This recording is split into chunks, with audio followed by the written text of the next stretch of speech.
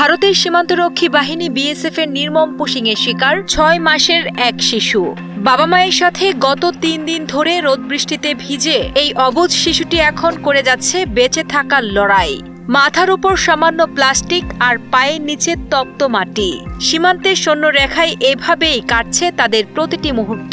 3 দিন থেকে এই রোদের ভিতরে খোলা আকাশের নিচে তারা যে কি মানবতার জীবন কাটাচ্ছে যা বলাই সম্ভব না। খুবই কষ্টে, রোদ বৃষ্টি তো আছেই, এমনকি রাত্রে আমরা গ্রামের মানুষ যারা সাধারণ মানুষ আছি, এমনকি পাবলিক যারা আছি বিডিআরের সাথে রাতবেলা পাহারা দিয়ে এদের কাছে থাকি, খাবারও দিই, সাহায্য করি সহজে, কিন্তু ওরা কেউ একটু পানি বা খাবার কেউ নিয়েও আসে না, কেউ ধারে কাছে আসে দেখাও না।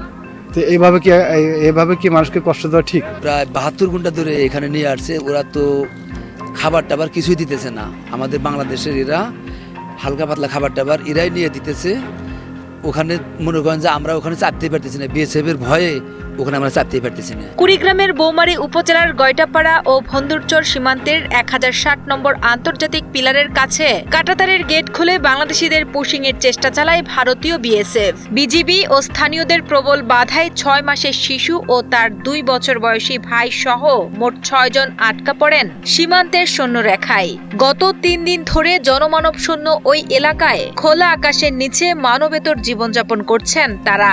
বর্ডারের সাথে আমাদের জমি আমরা কাজ কাম করি, কিন্তু বিএসএফ আমাদের সাথে খুব খারাপ ব্যবহার করে, কিন্তু আমাদের বিটিআর ওই ভারতের পাবলিকের সাথে কোনো খারাপ ব্যবহার করে না। আর এই বাচ্চা কিনে করে রয়েছে, ওইভাবে কোনো কিছুই নাই, খেয়াল নাই।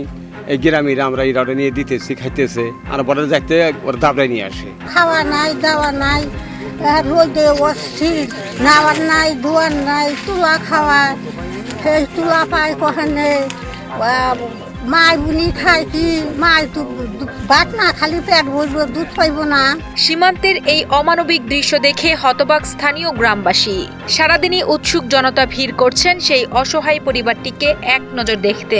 এই ঘটনায় দ্রুত ও স্থানীয় সমাধানের জন্য দুই দেশের প্রতি জোরালো আহ্বান জানান তারা।